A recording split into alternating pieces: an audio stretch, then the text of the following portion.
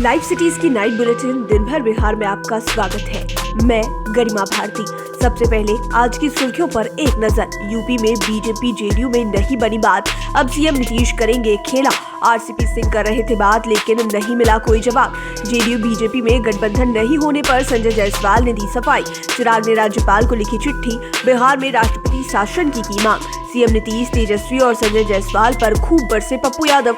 मुकेश सहनी के बाद पारस ने बढ़ाई एनडीए की टेंशन, मांगी इतनी सीटें। भोजपुर में सोन नदी में बालू माफियाओं की गरजी बंदूकें, 2 की मौत। पटना में दिन दहाड़े लूट से गुस्से में सोना कारोबारी, बंद रहा बाकरगंज। बिहार में आज मिले 3003 नए पॉजिटिव, 4 लोगों ने तोड़ा दम। और बिहार के इन इलाकों में बारिश के साथ गिरेंगे ओले, येलो अलर्ट जारी। अब खबरें विस्तार से। यूपी में विधानसभा चुनाव के लिए जेडीयू और बीजेपी के बीच बात नहीं बनी। इसके बाद जेडीयू ने सीटों का ऐलान कर दिया। दिल्ली में जेडीयू के राष्ट्रीय अध्यक्ष ललन सिंह ने इसकी घोषणा की है। इस दौरान यूपी जेडीयू के अध्यक्ष ने पार्टी के उम्मीदवारों की पहली सूची का ऐलान कर दिया है। इसमें 26 प्रत्याशियों के नाम जारी किए गए हैं। उन्होंने कहा है कि यदि यह पहले तय हो गया होता तो हम उत्तर प्रदेश में 100 सीटों पर चुनाव लड़ते। हमारी पार्टी मजबूती से उत्तर प्रदेश विधानसभा चुनाव में लड़ेगी और अच्छी संख्या में अपने उम्मीदवारों को जिता कर लाएगी। अब नीतीश कुमार यूपी में खेला करेंगे। यूपी में बीजेपी से गठबंधन नहीं होने पर ललन सिंह ने कहा कि केंद्रीय मंत्री आरसीपी सिंह ने कहा था कि बीजेपी उत्तर प्रदेश में जेडीयू के साथ मिलकर चुनाव लड़ना चाहती है। उनकी इस विषय पर केंद्रीय मंत्री अमित शाह, धर्मेंद्र प्रधान समेत बीजेपी के अन्य नेताओं से बातचीत हुई, मगर बीजेपी की तरफ से कोई सकारात्मक जवाब नहीं आया। ललन सिंह ने यह भी कहा कि बीजेपी के राष्ट्रीय अध्यक्ष जेपी नड्डा की तरफ से कहा गया है कि उत्तर प्रदेश विधानसभा चुनाव में हमारे 2 सहयोगी दल, अपना दल और संजय निषाद की पार्टी है, इसमें उन्होंने जेडीयू का नाम नहीं लिया है। इसके बाद हमें सीटों का ऐलान करना पड़ा। यूपी में जेडीयू के साथ गठबंधन नहीं होने पर बीजेपी के प्रदेश अध्यक्ष संजय जायसवाल ने कहा है कि यह पहली बार नहीं है कि यूपी में जेडीयू के साथ गठबंधन नहीं हुआ। पहले भी वहां गठबंधन नहीं था। सभी प्रदेशों में वहां का नेतृत्व यह तय करता है कि किसके साथ उनको गठबंधन करना है। हालांकि उन्होंने यह कहा कि बिहार में बीजेपी जेडीयू का गठबंधन मजबूत है और 5 सालों तक सरकार चलेगी।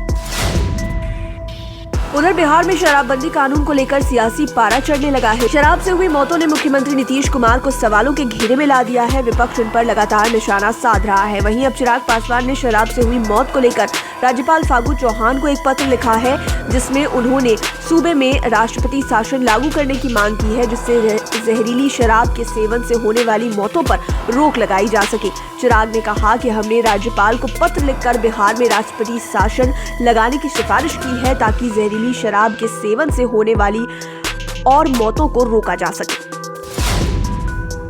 सारण में हुई शराब पीने से मौत को लेकर पप्पू यादव एक बार फिर से नीतीश कुमार पर बरसे। उन्होंने कहा कि अधिकारी उनकी बातें नहीं सुन रहे हैं, जबकि शराब से एक के बाद एक लोगों की मौत हो रही है। वहीं तेजस्वी यादव पर उन्होंने कहा कि वो सोचते हैं कि हम बिहार का मुख्यमंत्री बन जाएंगे। उधर बीजेपी के प्रदेश अध्यक्ष संजय जायसवाल को कायर, डरपोक, मूर्ख तक कह दिया। पप्पू यादव ने कहा कि ऐसे लोगों को सांसदी छोड़ देनी चाहिए।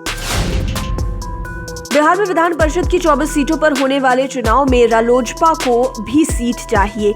केंद्रीय मंत्री पशुपति कुमार पारस ने कहा है कि हमें भी 2 सीट मिलनी चाहिए। उन्होंने कहा कि हमारी पार्टी एनडीए का हिस्सा है। वहीं सीटों को लेकर हमने अपनी बात मुख्यमंत्री नीतीश कुमार, भाजपा के वरिष्ठ नेता भूपेंद्र यादव और भाजपा अध्यक्ष संजय जायसवाल के समक्ष रख दी है। हमें पूरी उम्मीद है कि सीटों के बंटवारे में रालोजपा को भी वाजिब हिस्सा मिलेगा। इसके पहले मुकेश सहनी ने कहा था कि अगर वो जहां सीट उनके अलावे किसी और दल को मिली तो गठबंधन तोड़ देंगे।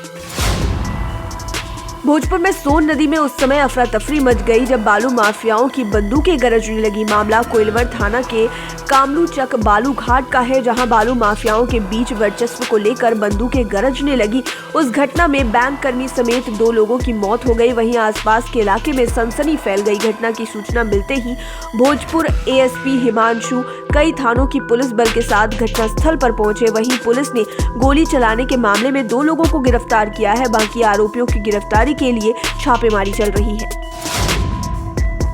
राजधानी पटना में हुई दिन दहाड़े ज्वेलरी दुकान से करोड़ों की लूट के बाद कारोबारी काफी गुस्से में है। आक्रोशित सोना कारोबारियों ने बाकरगंज बंद रखा। दुकानदारों ने दुकानें बंद कर प्रदर्शन किया। वहीं घटना की सूचना मिलने के बाद घटनास्थल पर पहुंचे डीएम और एसएसपी को व्यापारियों के आक्रोश का सामना करना पड़ा। व्यापारियों का कहना था कि कई बार फोन करने के बाद भी पुलिस वालों ने रिसीव नहीं किया। इसके डीएम चंद्रशेखर सिंह ने पूरे मामले की जांच का आदेश दिया है।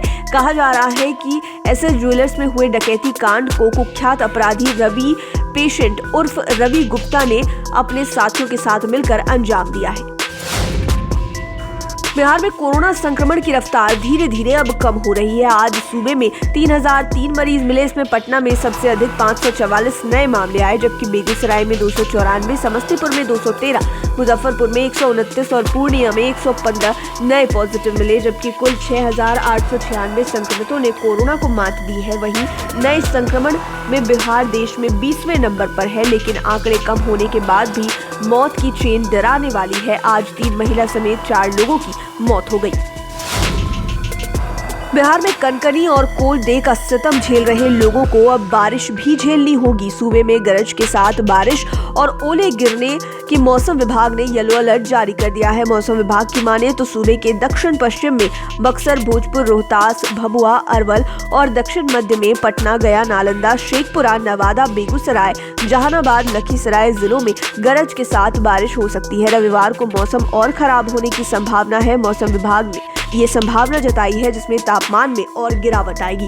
लाइव सिटीज की नाइट बुलेटिन में फिलहाल इतना ही। खबरों की दुनिया में बने रहने के लिए हमारे चैनल को सब्सक्राइब करें। ये वीडियो फेसबुक पर देख रहे हैं तो पेज को लाइक करें, साथ ही साथ हमें ट्विटर पर जरूर फॉलो करें। धन्यवाद।